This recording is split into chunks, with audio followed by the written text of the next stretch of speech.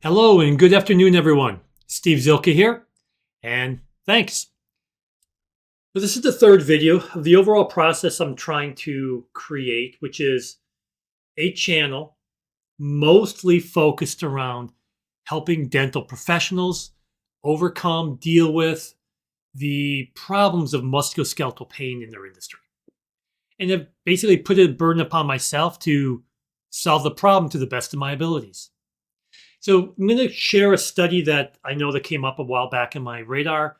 I've had it filed away, and I'm going to talk about it in just a moment. Well, it's really just the abstract. Um, but first, I want to give a little backstory, a little more backstory on why I'm doing this. Um, and some of it goes to my journey as a healthcare practitioner over the past 20 years. And this will be brief. So, in that time period, I've learned that a lot of things have changed towards us, healthcare practitioners. So, just a summary, in the late 90s, we came down with more HMOs being involved that changed the way we practice. Then, early 2000s, we had HIPAA come out, which made a lot of changes. Tied into that was dealing with the EMR situation, which is, God, just been, sometimes it's nice, but on the whole of it, for us individuals, EMR has been more of an expensive pain in the patootie than anything else. And so we're dealing with that in the 2000s. Then we had the Affordable Care Act, which changed things dramatically. And for me personally, that Care Act has resulted in every single year diminishing reimbursements for the same services we used to do. That's as a result of the Affordable Care Act. So we've been doing that all of these years with new EHR demands, with new CMS documentation demands. Every year they got to justify their committees. So then, and of course, and then last final straw was 2020. We had COVID, and COVID changed a lot for all of us observing. And the dental professionals, man, you guys, you took a big hit on that front. We all did, but I think you got hit with the biggest baseball bat upside the head. One thing I observed with that was the way globally how we were treated as healthcare professionals. There were those yard signs out there, mostly geared towards the healthcare heroes, which was, 80% nurses and then probably 20% doctors. But I remember the theme being nurses, and God bless them, not to throw shade on nurses. Good for them. But the rest of us, it was a struggle. And in particular, I observed a office nearby us that was in the same building as us, owned by a large hospital chain. And shortly after the start of COVID, they just shut it all down. It was a family practice. They closed the doors, moved everyone out, the nurses, the nurse practitioners, the staff, the doctors, gone. And just what they wanted to do and gone. So all of that added up led me to somewhat of a distrust of the global system.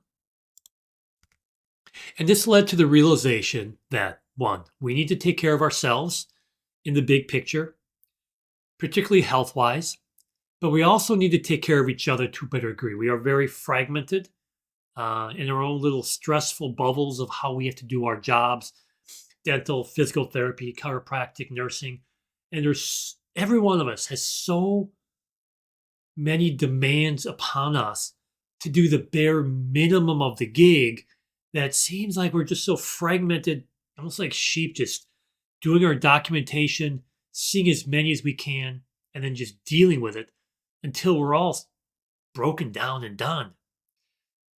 So I've decided that I am going to do what I can do to a group of us fellow healthcare practitioners that I can help.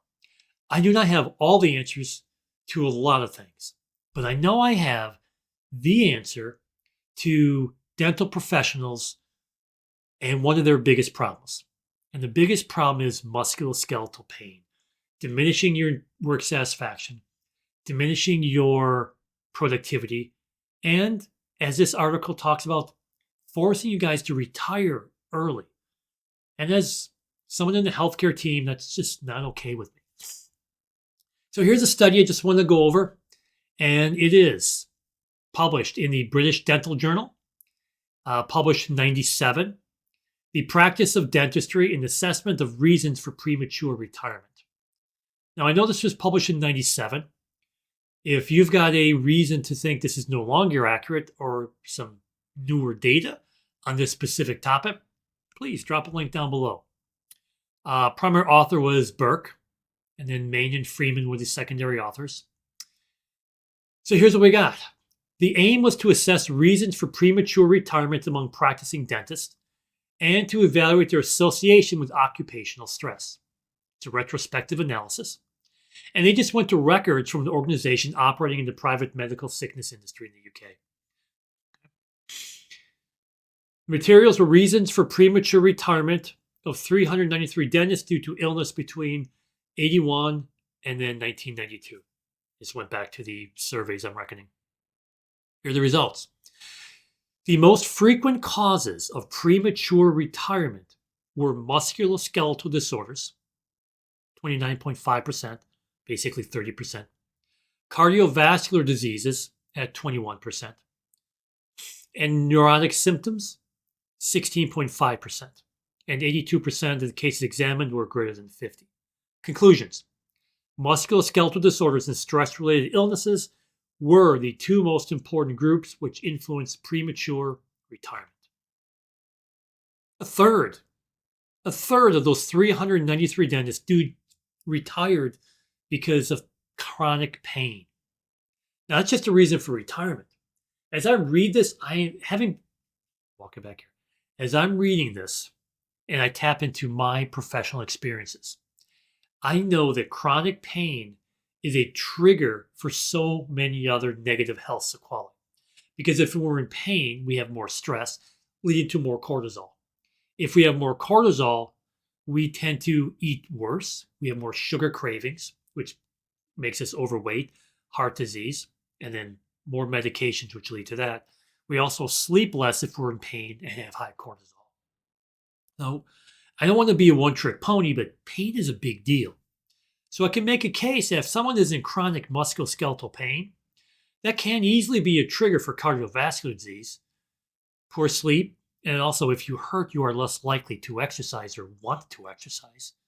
I mean, let's be clear, I love exercising. It is far less fun and effective when I have something that hurts. And I do from time to time. So there's less ability to do cardiovascular exercises if you pain. Neurotic symptoms, which is kind of vague, but if you're in chronic pain, you're going to be more stressed out. Your productivity diminishes. Your overall quality of life diminishes. Your shortness with family and friends diminishes. Sex life diminishes if you're in pain.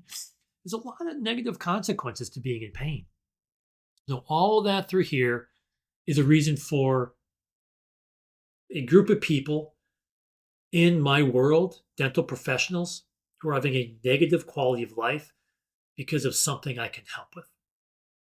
And that's why there is the Dentist Pain Relief, which is a program I put together.